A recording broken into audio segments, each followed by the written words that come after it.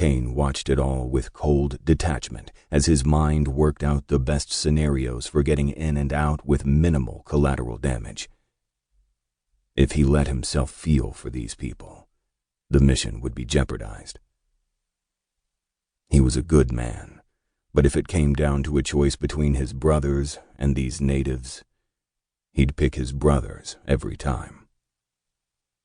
There was also the fact that if they failed today, the bastard would get away and do the same to whatever small community next had the misfortune to lie in his path. No, Kane would do what he always did. Get the job done and worry about the moral backlash later. With each mission, it seemed, that was becoming harder and harder to do. The screams, the faces, the horror. They haunted what remained of his shredded soul, forcing him to shut down a little more each time, to distance himself from others. Little by little, he was becoming less than human. His ability for compassion fading. A price to be paid for the cold detachment he commanded out of necessity now. He always reserved the worst parts of the missions for himself, to spare his brothers as much of the horror as possible. It would come back to haunt him. That was a certainty.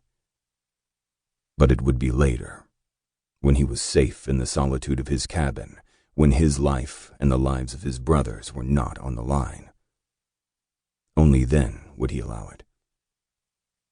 Until then, to the rest of the world, he would continue to be the Iceman. Two of his brothers, Kieran and Shane, were in similar positions among the trees just outside the village, awaiting the satellite intel from Ian back at the base. Out here, the three of them formed a deadly triangle. No one would be leaving this party unless they allowed it. A man ran directly toward him. He wasn't like the others, in other words, not a native. Instead of the minimally draped cloth most of the men wore around their masculinity, this man wore actual clothes. Khaki shorts, button-down short-sleeve shirt. Sneakers.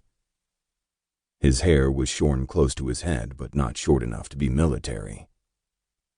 The brilliant backlight flared as the nearest hut caught fire, making it impossible to distinguish the man's features, but he didn't move like one of the villagers. Kane felt a sinking feeling in his gut. He didn't have time for an in-depth analysis of the mechanics. He just knew this man was not one of the locals. That meant he was a fucking relief worker. Son of a bitch. If there was one, there were probably more, too.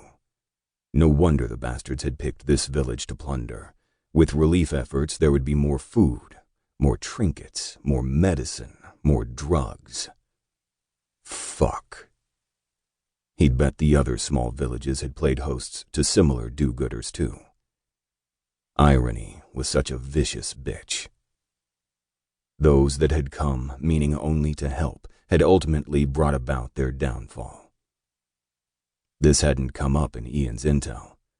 Unfortunately, the bad guys rarely left any survivors, which was one of the reasons it took so long to track them down in the first place. By the time anyone realized a small tribe had vanished, the offenders were long gone, and no one was left to tell the tale. Kane's belly hugged the damp ground, unseen in the thick undergrowth, his finger poised a hair's breadth above the trigger. He needed to alert the others that there were more than just indigenous here tonight. Before he could whisper the words into the minuscule transmitter, the man went down about 20 feet from cover, the angle and distortion of his features telling Kane that he'd been shot in the back. As the man fell, Kane's assessment was confirmed. Definitely not a native. A sudden surge in flames to the left illuminated the man's much lighter skin tone, Northern European features, and fine, straight hair. On the ground, blood pumped out of the middle of the man's back at an alarming rate. He was already gone. It had been a kill shot through the back, right to the heart.